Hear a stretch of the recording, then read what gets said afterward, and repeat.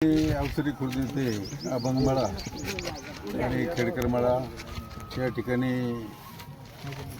Home to home प्रचार करीत आहोत। लोकांचा या ठिकाणी बरेचसे प्रश्न सुटलेले दिसतात, रस्त्याचे वगैरे। लोक समाधानी आहेत। इंजिनिअरिंग कॉलेज शेजारी असल्यामुळं बऱ्याच येथील कुटुंबांना रोजगार उपलब्ध झालेला आहे आणि त्याच्या माध्यमातून त्यांची आर्थिक उन्नती देखील झालेली आपण त्या ठिकाणी पाहतोय।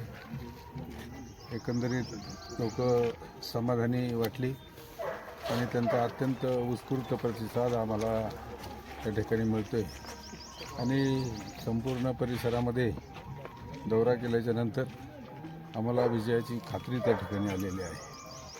आता दोन दिवसापूर्वी एक 5 दिवस झालेत अजितदादा पवार यांना जाऊन 2 दिवसापूर्वी सुनेत्रा पवार यांनी उपमुख्यमंत्री पदाची शपथ घेतली। मात्र आता जास्त मोठ्या प्रमाणात विरोधक ट्रोल करत आहेत। काय सांगा आता विरोधकांना तुम्ही?